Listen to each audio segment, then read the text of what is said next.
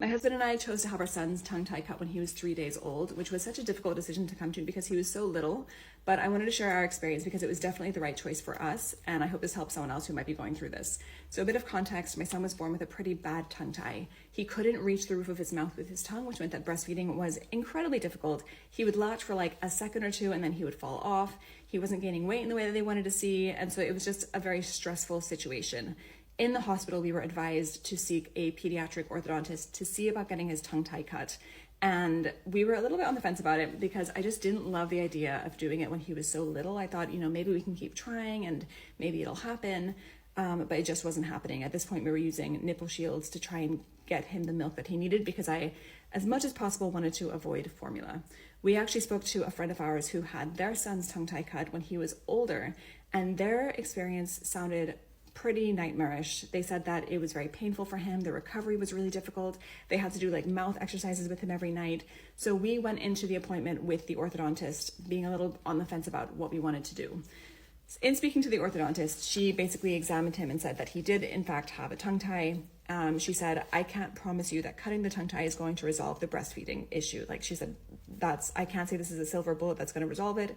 She even shared that her son had issues breastfeeding with the tongue tie and that cutting the tongue tie had not fixed her issue. So she spoke from personal experience of saying, this is not a silver bullet solution.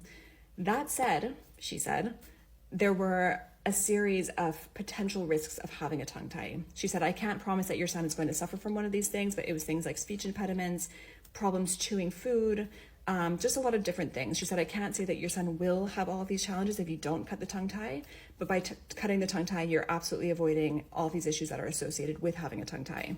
Now, on the flip side, she said, there is very little to no downside of doing this now.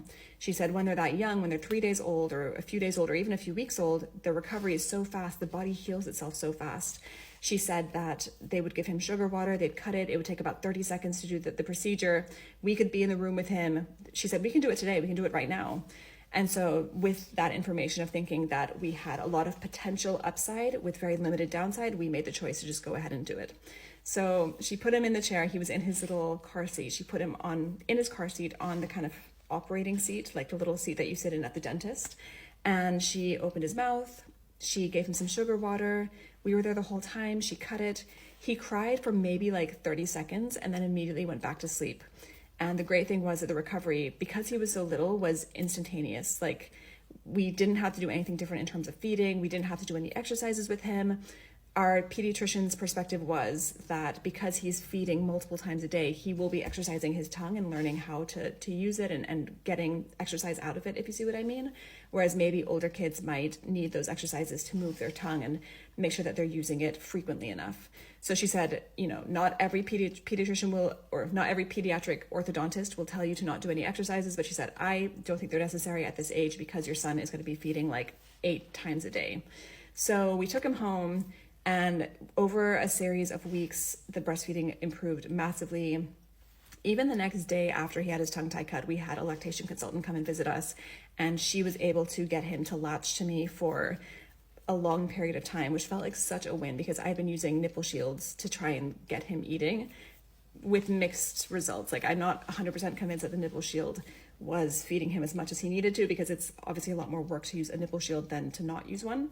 But now we are 7 weeks in. My son eats really well. We don't have any issues with latching. And so, yeah, if I could go back and do it again, I would definitely do it again. I 100%, from our experience at least, echo the sentiment of if you can do it sooner, it's probably better because they don't feel the pain as much. They don't cry as much. The recovery is easy.